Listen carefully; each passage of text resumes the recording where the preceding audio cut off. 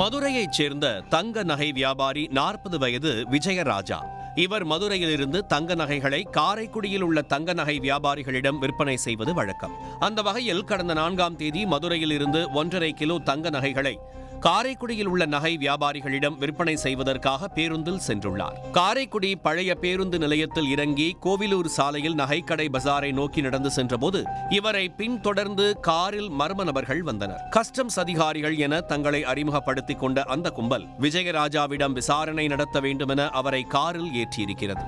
பிறகு நகைகளை பறித்துக் கொண்டு அவரை இறக்கிவிட்டு தப்பி சென்றிருக்கிறது. தங்க நகைகளை கொள்ளையடித்த சம்பவத்தால் அப்பகுதியில் பெரும் பரபரப்பு ஏற்பட்டது.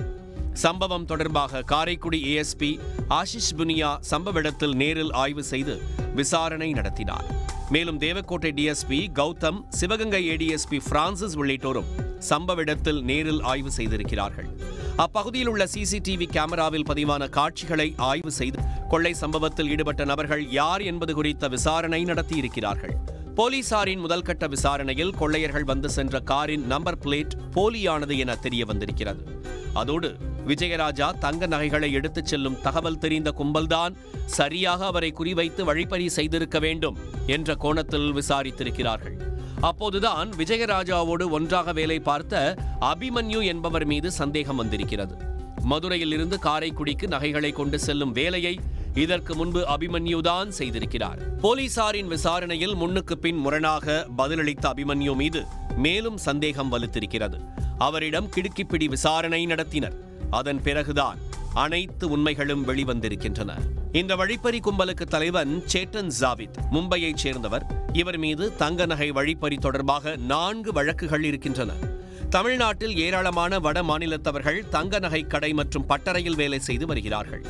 அவர்களை தொடர்பு கொள்ளும் ஜாவித் எப்போது எங்கிருந்து அதிக அளவில் தங்க கட்டி மற்றும் நகைகளை கொண்டு செல்கிறார்கள் என்ற தகவலை பெற்றுக்கொள்வார். மும்பையில் இருந்து போலி நம்பர் பிளேட் ஒட்டிய காரில் தமிழ்நாட்டுக்கு வரும் ஜாவித் தங்களை மும்பையைச் சேர்ந்த கஸ்டம்ஸ் அதிகாரி என்று அறிமுகம் செய்து கொண்டு தங்கத்தை கொண்டு வரும் நபரை விசாரிக்க வேண்டும் என காரில் ஏற்றிக்கொள்வார். பிறகு தங்கத்தை பறிமுதல் செய்து கொண்டு விசாரணைக்கு பிறகு அலுவலகத்தில் வந்து பெற்றுக் கொள்ளுமாறு கூறிவிட்டு பாதி வழியில் அவரை இறக்கி விடுவதுதான் ஜாவித்தின் வழிப்பறி முறை.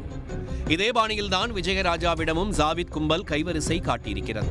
அபிமன்யு அளித்த வாக்குமூலத்தின் அடிப்படையில் போலீசார் மகாராஷ்டிரா மாநிலத்துக்கு சென்று வழிப்பறியில் ஈடுபட்ட பிரசாந்த், தேவா, துகாராம் ஆகியோரை கைது செய்தனர்.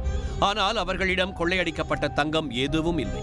அதோடு கேங் லீடரான ஜாவித் தலைமறைவாகவே இருந்திருக்கிறார்.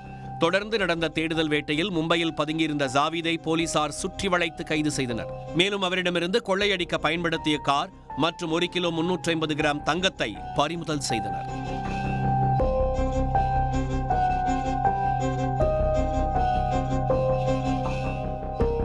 உடனுக்குடன் செய்திகளை தெரிந்து கொள்ள சன் நியூஸ் பெல் ஐகானை கிளிக் பண்ணுங்க.